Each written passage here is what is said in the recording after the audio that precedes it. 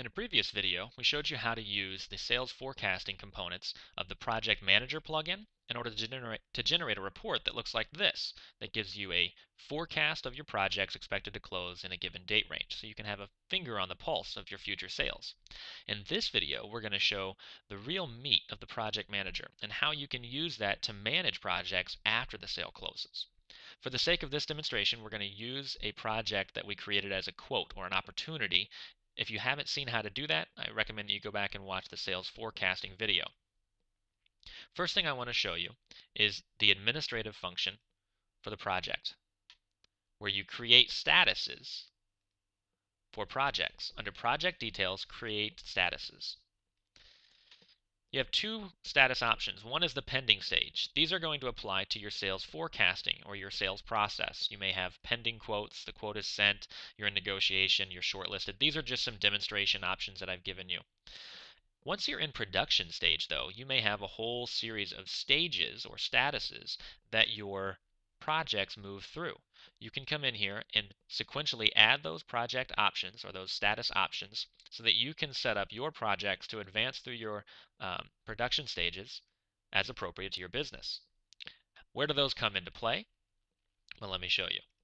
If I go to projects, I have three stages of a project. The one we covered in the last video called forecasted projects. These projects we're not working on yet, we're hoping to close them.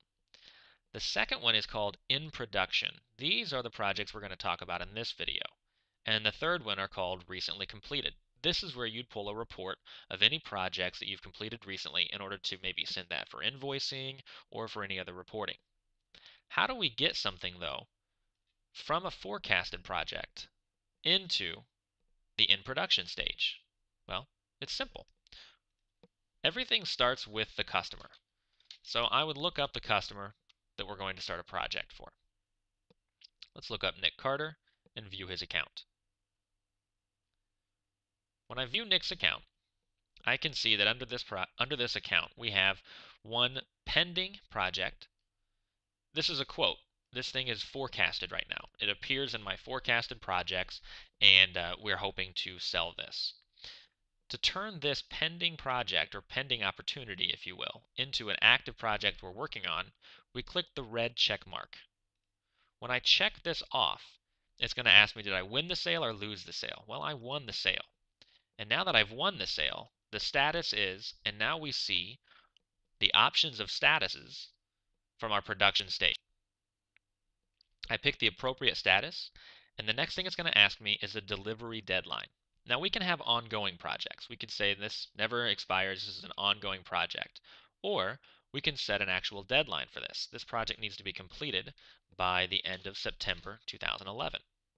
I can also choose to record a history with this transaction in it in the same process. When I click submit, two things are going to happen. One is that it's going to take me to the project details themselves. So I can now start working immediately on this project. Number two is it's going to take that project out of my aggregate forecast, the sales forecast that we saw earlier on the project's dashboard. This forecast is now lower. The reason for that is we now have one more in production. In production, due in the next 90 days. If I view the report, that data import project for AddressTwo appears right here. If I go view this project, oops, I viewed the account instead. I click the View Project action on the right. Now I'm working in this project. There's a couple simple things we can do. For starters, we can assign tasks. I could say I want Chad to contact Nick and do something. And then I can assign a deadline for that task.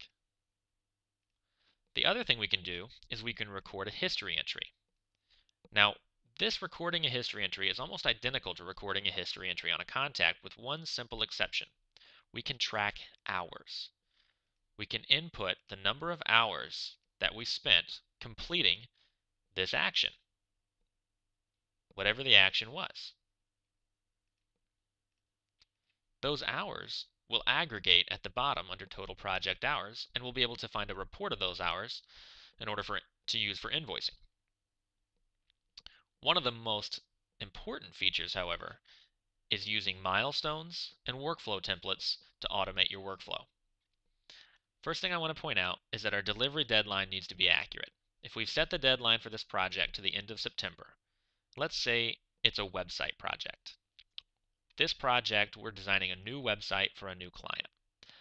First thing I'm going to do is add a few milestones. One of the first milestones we need to complete is to determine the pages and navigation. I want to have this completed within the next week or so. Let's say 2 weeks out. That's now a milestone. Now I can add tasks to that milestone. For example, between now and 2 days from now, according or related to the milestone determine the pages, we want to assign a task to Chad to have an appointment and have an initial discovery.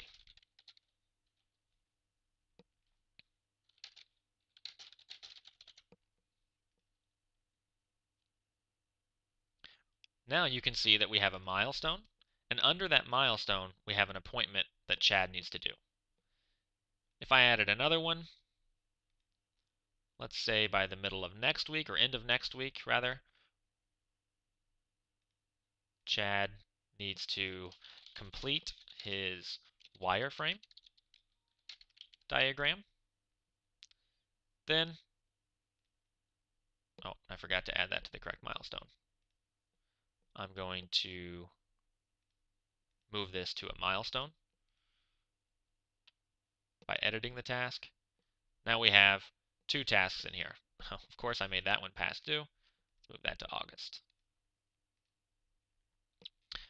Okay, so now we've got 2 tasks due under a given milestone, working our way towards completing that milestone. Just for the sake of demonstration, let's add a second milestone, which is complete the skins or theme of the design of the website. This one will come much later. We want this done probably by the 1st of September. We're going to create a task that will go under that milestone. The first task will be done by late August. We're going to put it under the milestone completing the skins. Again, assign it to someone else. It's administrative, and we need to complete 3 skin design options for the client to review. Put that in there. Add another task. We're going to assign this again to Chad. This will be an appointment. Review meeting with client over skins. This is due by the last week in August. Pick the correct milestone. Now we're starting to build out what this project timeline is going to look like. We can add other milestones, other tasks. This list can get very lengthy, and one of the first things that you're going to say to me right now is, yeah, if I have to do that on every project, then this is no longer efficient. And that's why I wanted to show you. Once you get done adding all the tasks and all the milestones to one project, call it your prototypical project, or the project to which all other projects are going to look similar and have the same kind of timeline. You can save this as a workflow template. Now this is where your overall deadline, this delivery deadline up here at the very top, becomes a very important piece of data. Because when we're saving the workflow template as our typical website, for example, it's going to save the timeline of all of these milestones and tasks and who they're assigned to and what they are and when they need to be done relative to the overall deadline. Such that if I save that as a typical website and I go create a new project for a different company, we schedule a new project. This new project was closed today, but the delivery deadline for it isn't until the end of October. We put in basic information about the project. We do need to have a little bit of financial information in here. It's going to ask for what we're charging for the project to save the project. We close this. Now I have a new project for a different company, completely unrelated, but it's another website project, but it's not due for another month. It doesn't have a deadline until October 31st. When I go down to the tasks and milestones here, I load from a workflow template. I grab my typical website workflow, and it's going to automatically assign all my milestones and all my tasks to the correct people, but at different dates. It's not going to have these due until they actually need to be done. As I complete these tasks, I can track hours and schedule next tasks.